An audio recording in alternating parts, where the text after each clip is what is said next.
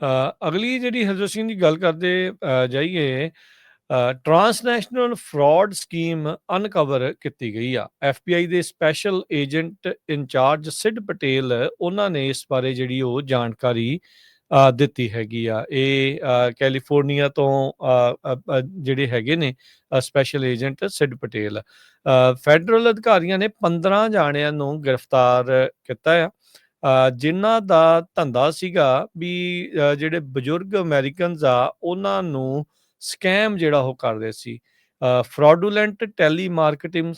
King ਜਿਹੜੀ scheme ਆ ਉਹ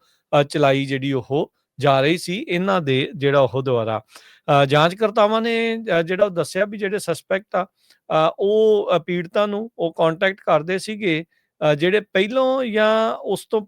ਜਿਹੜੇ ਹੁਣ ਉਹ ਓਨ ਕਰਦੇ ਆ ਜਾਂ ਪਹਿਲੋਂ ਓਨ ਕਰਦੇ ਰਹੇ ਆ ਟਾਈਮ ਸ਼ੇਅਰਸ, ਫੋਨ ਕਾਲਸ ਤੇ ਈਮੇਲ ਦੇ ਜਿਹੜੇ ਉਹ ਜ਼ਰੀਏ। ਟਾਈਮ ਸ਼ੇਅਰ ਦੇ ਨਾਲ ਵੀ ਲੋਕਾਂ ਨੇ ਬਹੁਤ ਕੁੰਡਾ ਜਿਹੜਾ ਉਹ ਟਾਈਮ ਦੇ ਉੱਤੇ ਜਿਹੜਾ ਉਹ ਕਰਾਇਆ ਸੀਗਾ। ਅਥਾਰਟੀਜ਼ ਨੇ ਜਿਹੜਾ ਉਹ ਦੱਸਿਆ ਵੀ ਇਹ ਜਿਹੜੇ ਕ੍ਰਿਮੀਨਲਸ ਆ ਇਹਨਾਂ ਨੇ ਵੱਖ-ਵੱਖ ਢੰਗ ਤਰੀਕੇ ਜਿਹੜੇ ਉਹ ਅਪਣਾਏ ਆ ਲੋਕਾਂ ਦੀ ਜਿਹੜੀ ਮਨੀ ਆ ਉਸ ਨੂੰ ਚੋਰੀ ਕਰਨ ਦੇ ਲਈ, ਲਾਂਡਰ ਕਰਨ ਦੇ ਲਈ, ਤੇ ਕਹਿੰਦੇ ਸ਼ੈਲ ਕੰਪਨੀਜ਼ ਤੇ ਫਾਈਨੈਂਸ਼ੀਅਲ ਅਕਾਊਂਟਸ ਜਿਹੜੇ ਉਹ ਉਹਨਾਂ ਦੇ ਵਿੱਚ ਘੱਲਦੇ ਸੀ, ਜਿਹੜੇ ਗੈਂਗ ਕੰਟਰੋਲਡ ਬੈਂਕ ਅਕਾਊਂਟ ਆ US ਦੇ ਵਿੱਚ, ਲੈਟਿਨ ਅਮਰੀਕਾ ਤੇ ਹੋਰ ਇਲਾਕਿਆਂ ਦੇ ਵਿੱਚ ਉਹ ਰਨ ਕਰ ਰਹੇ ਸੀਗੇ। ਸੋ ਜਿਹੜੇ ਸਿਡ ਪਟੇਲ ਆ ਉਹਨਾਂ ਨੇ ਜਿਹੜਾ ਉਹ ਦੱਸਿਆ ਵੀ ਉਹ ਪਹਿਲਾਂ ਕਨਵਿੰਸ ਕਰਦੇ ਸੀਗੇ ਵਿਕਟਮਸ ਨੂੰ ਵੀ ਆ ਜਿਹੜੇ ਨਾਨ ਐਗਜ਼ਿਸਟੈਂਟ ਜਿਹੜੇ ਟਾਈਮ ਸ਼ੇਅਰਸ ਹੈ ਵੀ ਨਹੀਂ ਆ ਉਹ ਤੁਸੀਂ ਬਾਏ ਕਰੋ। ਫਿਰ ਉਹ ਅਟਰਨੀ ਬਣ ਕੇ ਜਿਹੜਾ ਉਹ ਕਾਲ ਉਹਨਾਂ ਨੂੰ ਕਰਦੇ ਸੀਗੇ ਤੇ ਫਿਰ ਉਹ ਕਹਿੰਦੇ ਸੀਗੇ ਵੀ ਤੁਹਾਨੂੰ ਸਾਰਿਆਂ ਨੂੰ ਲੀਗਲ ਸੈਟਲਮੈਂਟ ਜਿਹੜੀ ਇਸ ਦੇ ਵਿੱਚ ਮਿਲ ਸਕਦੀ ਆ, ਤੇ ਕਹਿੰਦੇ ਵੀ ਇਹੀ ਕਰਦੇ ਕਰਦੇ ਉਹਨਾਂ ਨੇ ਲੱਖਾਂ ਹੀ ਡਾਲਰ ਜਿਹੜੇ ਉਹ ਲੋਕਾਂ ਨੂੰ ਚੂਨਾ ਜਿਹੜਾ ਉਹ ਲਾ ਲਿਆ ਹੈਗਾ ਆ। ਸੋ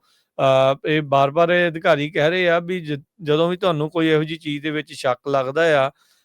ਜਦੋਂ ਉਹ ਤੁਹਾਡੇ ਤੋਂ ਮਨੀ ਇਸ ਤਰੀਕੇ ਦੇ ਨਾਲ ਮੰਗਣ ਲੱਗ ਜਾਂਦੇ ਤੇ ਇੱਥੋਂ ਇਹ ਪਤਾ ਲੱਗਦਾ ਹੈ ਵੀ ਕੋਈ ਨਾ ਕੋਈ ਸਕੈਮ ਤੁਹਾਡੇ ਨਾਲ ਕੀਤਾ ਜਿਹੜਾ ਉਹ ਜਾ ਰਿਹਾ, ਕਿਸੇ ਸਕੀਮ ਦਾ ਤੁਹਾਨੂੰ ਹਿੱਸਾ ਜਿਹੜਾ ਉਹ ਬਣਾਉਣ ਦੀ ਕੋਸ਼ਿਸ਼ ਜਿਹੜੀ ਉਹ ਕੀਤੀ ਜਾ ਰਹੀ ਆ, ਤੇ ਤੁਸੀਂ ਆਪਣੇ ਆਪ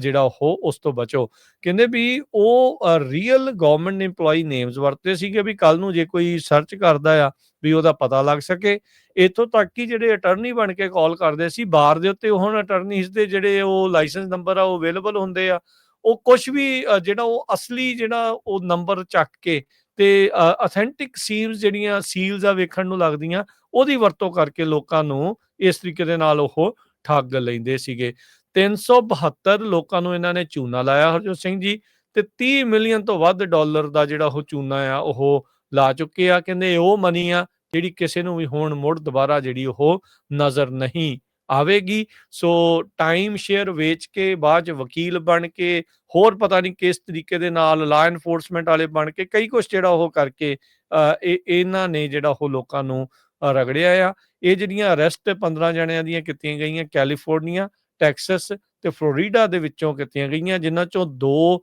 ਜਣੇ ਫਰੈਜ਼ਨੋ ਤੋਂ ਤੇ 2 ਬੇਕਰਫੀਲਡ ਤੋਂ ਜਿਹੜੇ ਉਹ ਫੜੇ ਗਏ ਆ। ਇਹ ਜਿਹੜੇ